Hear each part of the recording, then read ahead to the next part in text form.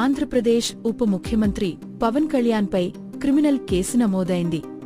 June 22న మధురైలో జరిగిన మురుగన్ భక్తుల ఆధ్యాత్మిక మహాసభలో కోర్టు విధించిన నిబంధనలు ఉల్లంఘించారనే ఆరోపణలపై పవన్ కళ్యాణ్తో పాటు తమిళనాడు బీజేపీ మాజీ అధ్యక్షుడు అన్నమలై, హిందూ మున్నాని నేతలపై క్రిమినల్ కేసు నమోదైంది. ఈ కేసును మధురైలోని అన్నానగర్ పోలీస్ స్టేషన్లో నమోదు చేశారు. ఈ కేసుకు సంబంధించి ఫిర్యాదు చేసిన వ్యక్తి Vanjinathan, Madurai people's federation for communal harmony coordinator. ఆయన ఒక న్యాయవాది. ఆయన తన ఫిర్యాదులో ఈ సభలో చేసిన ప్రసంగాలు, ఆమోదించిన తీర్మానాలు మద్రాస్ హైకోర్టు విధించిన నిబంధనలను ఉల్లంఘించాయని ఆరోపించారు.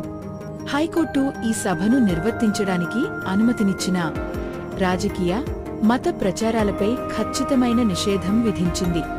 ఈ కేసులో ప్రధాన నిందితులుగా హిందూ మున్నాని అధ్యక్షుడు కదేశ్వర సుబ్రహ్మణ్యం, హిందూ మున్నాని రాష్ట్ర కార్యదర్శి ముత్తుకుమార్, ఆంధ్రప్రదేశ్ ఉప ముఖ్యమంత్రి పవన్ కళ్యాణ్, తమిళనాడు బీజేపీ మాజీ రాష్ట్ర అధ్యక్షుడు అన్నమలై, అలాగే ఆర్ఎస్ఎస్, బీజేపీ, హిందూ మున్నాని, ఇతర సంఘ పరివార్కు చెందిన నిర్వాహకులను కూడా నిందితులుగా పేర్కొన్నారు.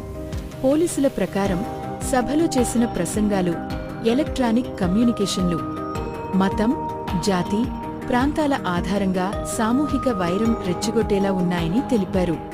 ఈ సభను ఆధ్యాత్మిక సమావేశంగా ప్రచారం చేసిన కొంతమంది నాయకుల ప్రసంగాలు తాత్కాలిక శాంతిని భంగపర్చేలా ఉండటాన్ని పోలీసు అధికారులు పేర్కొన్నారు. పవన్ కళ్యాణ్ ఈ సభకు హాజరైనప్పుడు మురుగన్ భక్తుడిగా కనిపించారు.